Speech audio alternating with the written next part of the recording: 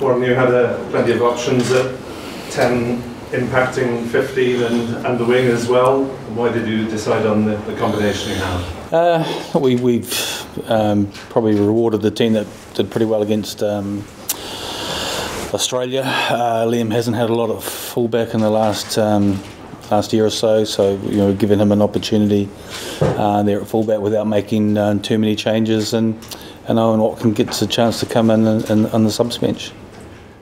How close is the battle at standoff at the moment? Yeah, it's tough. I've got players that are disappointed because they're not being involved. It's kind of one of those catch-22 situations. You reward a player who's done quite well and he takes a chance, and then you get the knock on the door from the player who's been left out. So in the same way, why have I been dropped? So it's sort of one of those situations at the moment, and we've spoken to the players that have gone back to their clubs, and we're really happy with what they've done, and it's a nice position to be in with the amount of competition that we've got, and obviously the positive thing is the debate that it's creating too. It's good, and you've got players that are disappointed, and I expect them to be disappointed with missing out, but they've responded well, and the players are really fighting for the position, and the players that get the chance, they know that there's some real pressure on them too. In terms of the pack, I would imagine quite a lot of competition for second row and blindside in particular. Jake Ball, Corey Hill and Ellis Jenkins all having done well in recent games. Yes, I think that's definitely the case, and particularly the second row is an interesting one. Just want people to be aware that we're definitely thinking about the next 12 months with regard to that. We've got Bradley Davies who's out with an injury. Jake Ball's unfortunately had quite a number of injuries in the last 12 months or so, we could go potentially back to someone like Luke Charteris as well, but he's had injuries and stuff. So for me, it's kind of making sure that we give a youngster some experience over the next few months, that come World Cup, if we unfortunately had Bradley Davis not available to us, Jake Ball injured, Alan Wynne-Jones picked up an injury, three key players in that position, then that you've got Corey Hill who's done a good job, that Adam Baird has had some experience, so you'd probably be looking at a Seb Davis as well, or someone else. So we're conscious that that's a pretty key position, the engine room for us, and giving someone some more game time and experience, because we have picked up injuries in that position in the past. 3 wins in a row in Cardiff matches against South Africa. Are they a bit better than they have been though this year, do you think? Yeah, I think the thing with South Africa is that they've reclaimed some of their old identity and what they're about, and their physicality, and definitely the physicality up front. Strong scrum, good driving line out, and strong ball carriers. Particularly up front, very aggressive, defending and coming hard off their line. So. That's what you always respect to South Africa.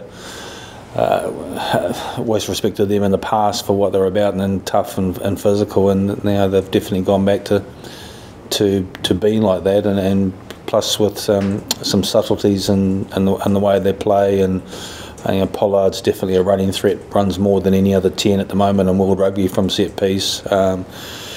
So a couple of wingers who are very quick and can finish, and a forward pack, particularly with marks and loose forwards who will compete hard on the ball. So, we're expecting a really tough physical encounter, and the players are excited about this possibility. They've seen it as being sort of a end of a campaign, sort of like a cup game, and winner takes all. And how important is it that you finish the autumn with 4 out of 4, or do you think you've achieved plenty already?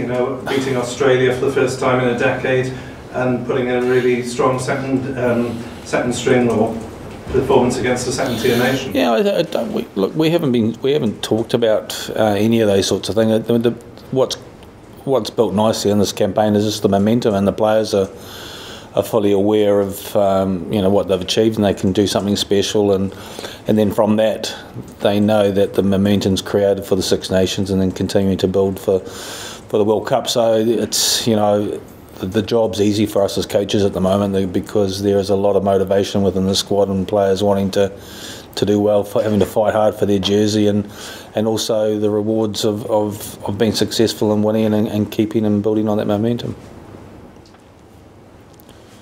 You've ticked off a lot of achievement boxes with your time in Wales. How nice would it be to add the November clean sweep to? Yeah, it's always nice to get little wee milestones and things, and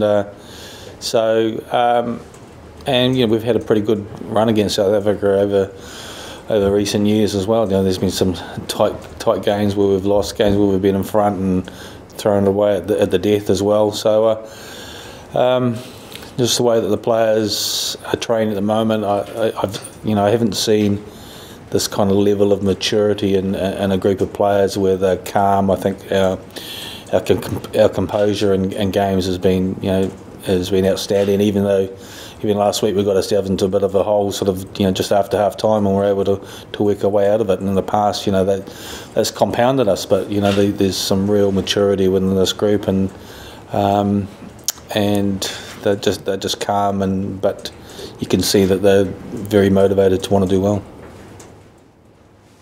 We're done for the live part. Thank you very much. Next couple of minutes.